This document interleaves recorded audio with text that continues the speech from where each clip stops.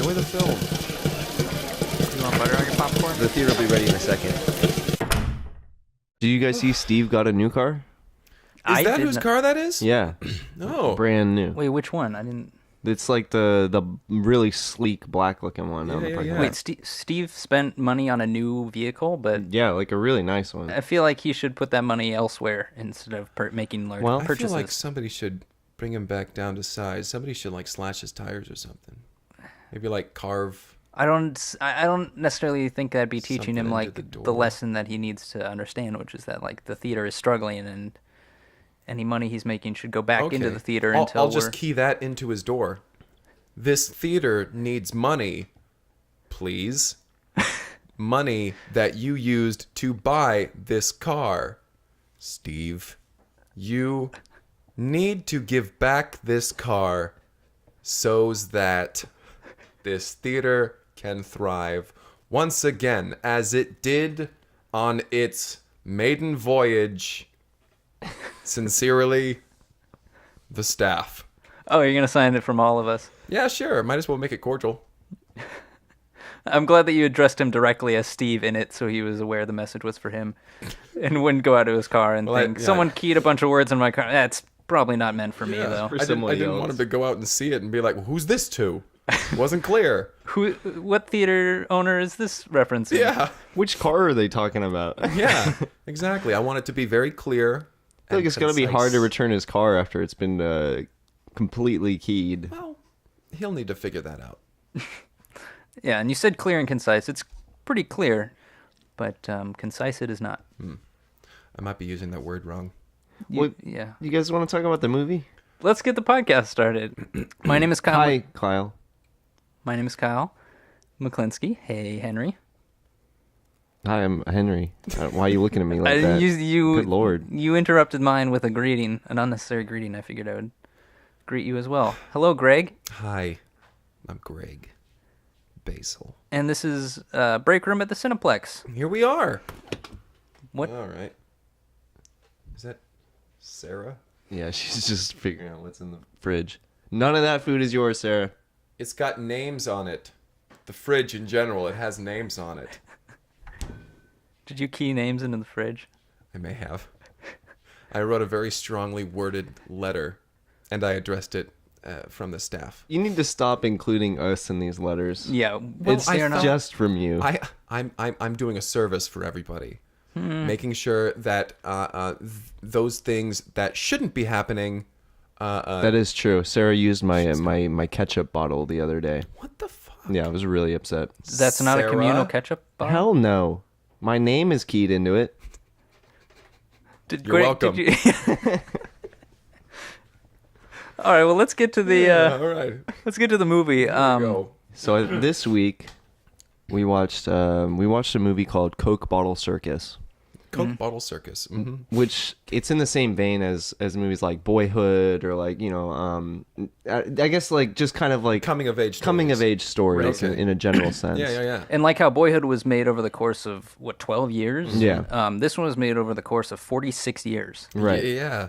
Which you can really honestly see The progression. where they got new equipment for the movie. Yes. Seeing as it started in like what 1970. No. It started back in the late 60s. Yeah. But it's the same sort of thing where like Boyhood, they try to keep the same cast as best they could. Mm-hmm. So you see them grow up, some from children into, adults. Yeah. Right. They're middle-aged people. Some from middle-aged into old age. And it's cool because I think they kind of incorporated like the factors of people like actually aging in this, because you have to in a movie that uses age like this, Right. in a way. Like characters, they would start off old and like the actors would die off and they would have to kind of work around that within the confines of the movie, which I think made for a lot of interesting choices for the director. Yeah.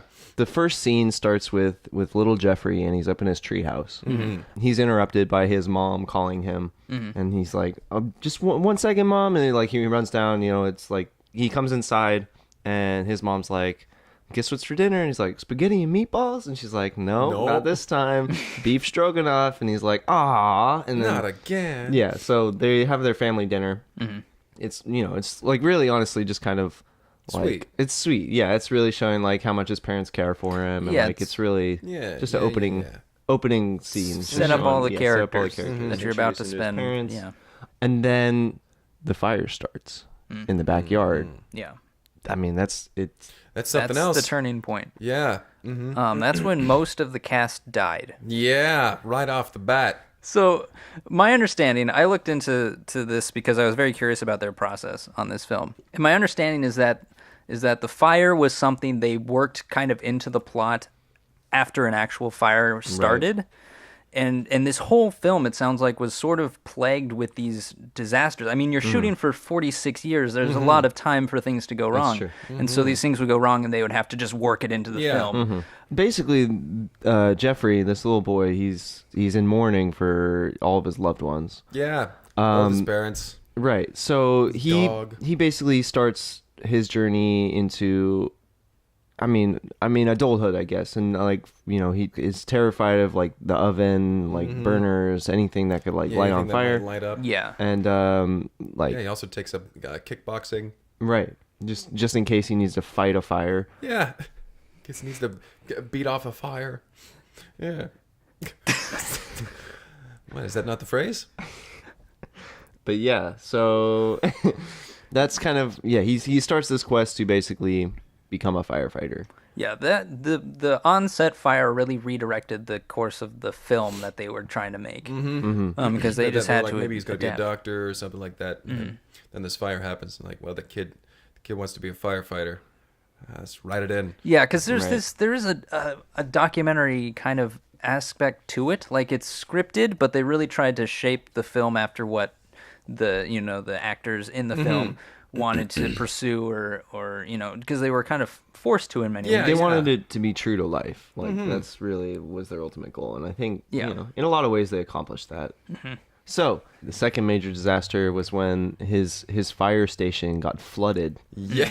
And like all the firefighters don't even know how to handle this kind of situation. Like, what do we do? We don't have. And every single one of his firefighter friends, they're trying to spray the flood with the hoses. Yeah, because they know how to use fire or use water, axe.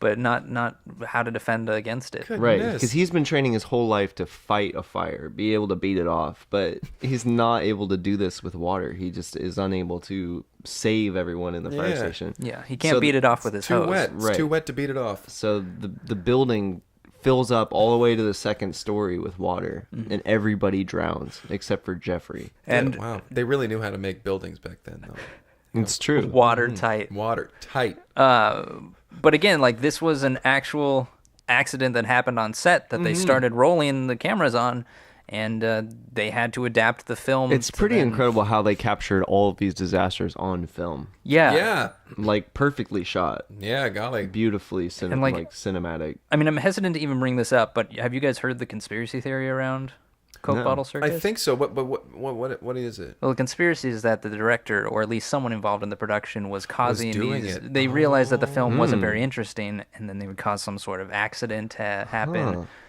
I would not be surprised of that. I mean, there's all sorts of quote unquote evidence to support this. The fact that all the cameras are rolling before the fire starts, before the flood begins. I think the assistant director was actually in frame at one point. Right, and there's the whole thing where the actors usually before the disasters happen don't seem to be aware that they're going to be on film today. Yeah. They'll be glancing behind the camera, being like, "I'm just at work right now, at the fire station. Are we shooting today? I thought that wasn't until that was some other time." And then you just hear this shushing from behind the camera. It'll be great. It'll be fine. Just go back to sleep, and then the flood happens. The flood. You're right. That makes a lot of sense to me. Yeah. I wouldn't be a bit surprised to find out that somebody had something to do with that. So I guess maybe as we go, we should bring Let's up. continue thinking about that. Yeah. Especially once Jeffrey's firefighting has kind of come to a close. Like after the big flood thing, he was like, well, maybe firefighting isn't my thing. Right. Maybe It completely redirects his life again. Yeah. He decides maybe I should be a scuba instructor. A lifeguard. Yeah, a lifeguard, scuba instructor, lifeguard.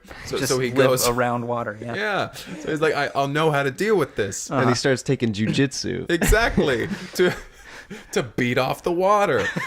Yeah, he has a weird focus on martial arts throughout the film as well. Yeah. That they just it's kind of the B story. And so he becomes a lifeguard, and he's at the big public pool, and he's there, and he's like, no running, don't run, like, stop splashing over there, and that's when a big swarm of killer bees starts attacking. Right. And he doesn't know what to do about this. Right. And this He one doesn't know. was Like he's trying to swim through them. He's got his little sunscreen on his nose. He's got his whistle. He's blowing it. his snorkel. Yeah, but he's they're got just his flying snorkel. down the snorkel into his mouth. And he's just getting stung. Yeah, Yeah. and this scene, just to bring back the conspiracy angle, the argument that people use that this scene was also premeditated was that the scene starts with the camera clearly, like the camera person is in a bush, and then once the bees come out and you hear someone, it's one of those things where the conspiracy theorists bump up the audio so you can really hear what's being said. Oh. But if you listen, it sounds like someone says, all right, there are the bees, go, go, go. Oh my god. And then, of course, the camera rushes out of the bushes. You know what? It was kind of interesting because you could see two people in the background who were like in full beekeeping garb.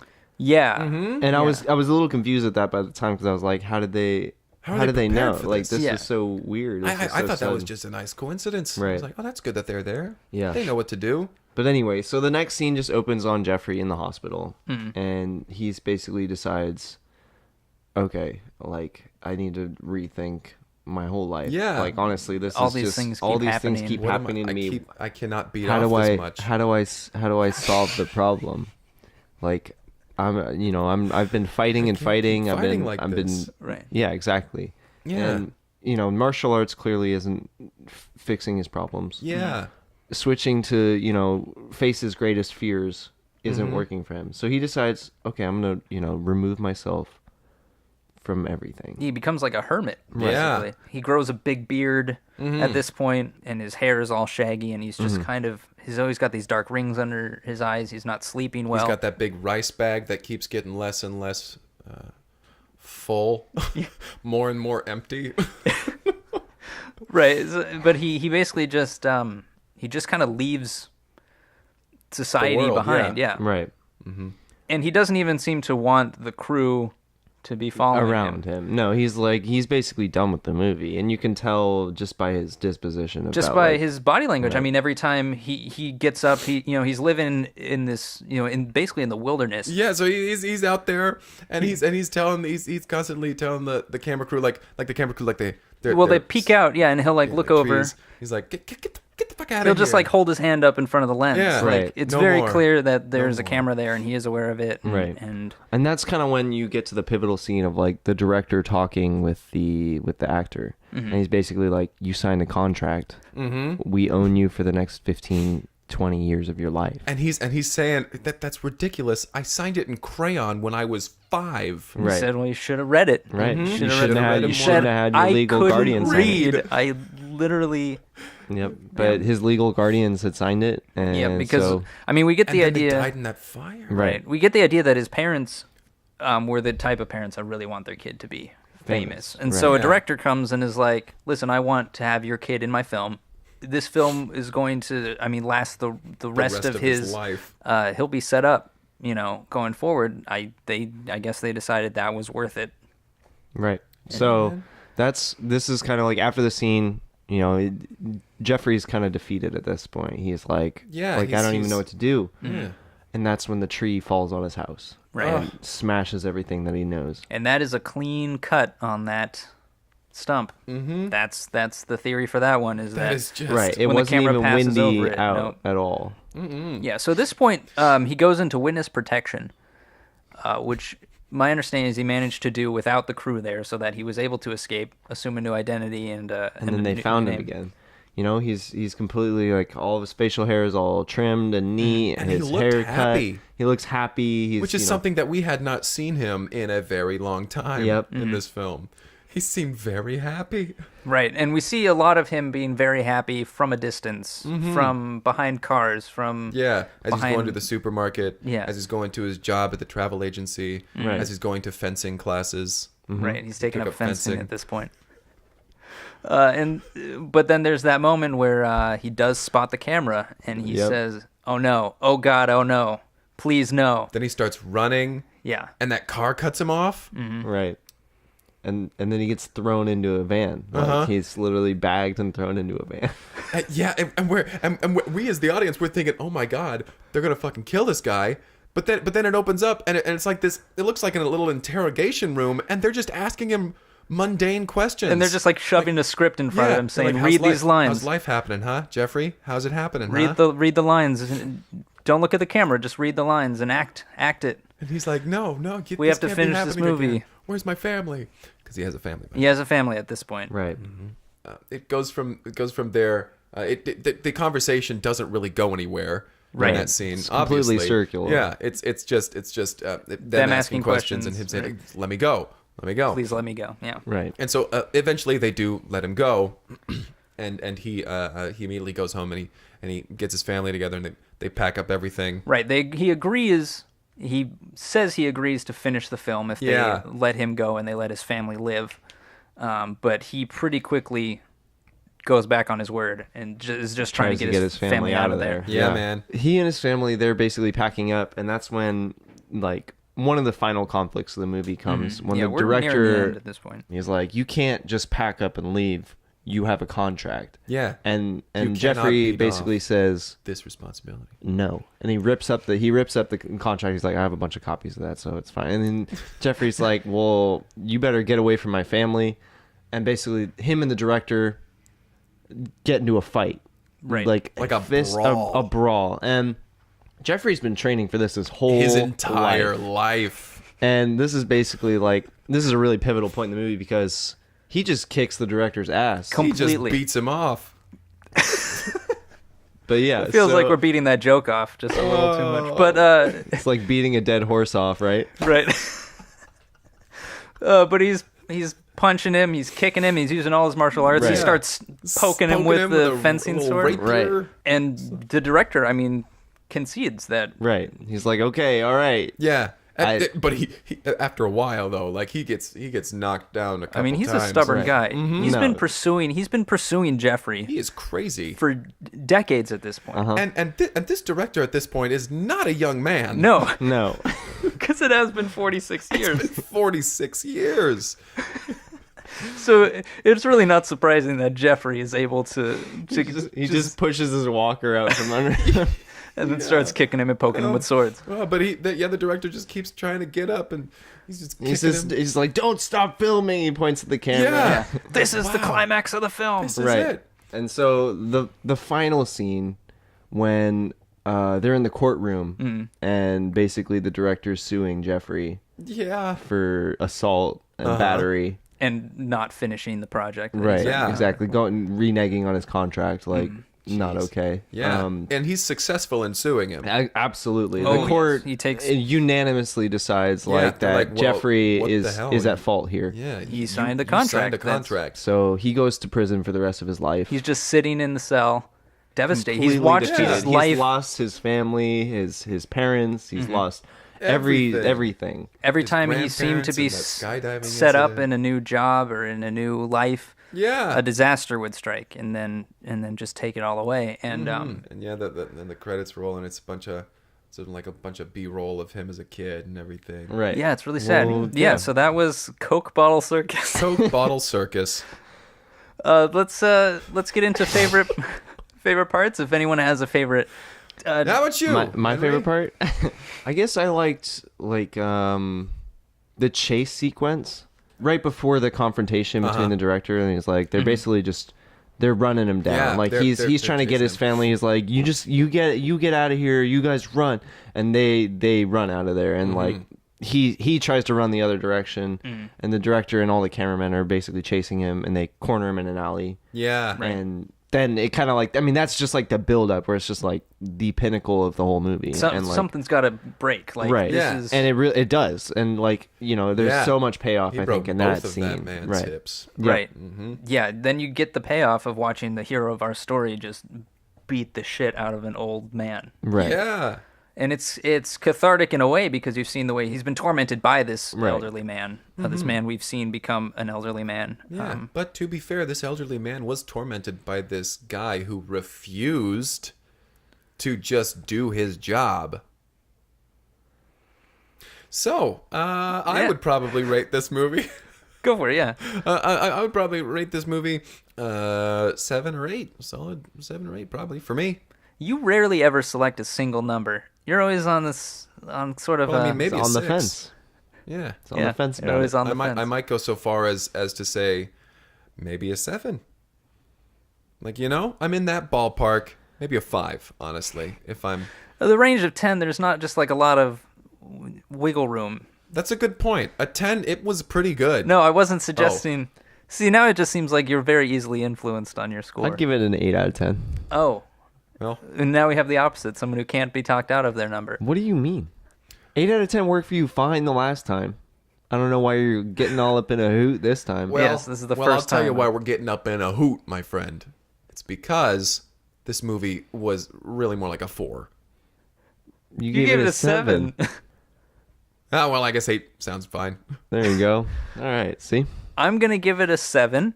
I thought the interesting aspect of watching this child grow up into a middle-aged man who's now doomed to spend the rest of his life in prison is a very interesting thing to observe on film.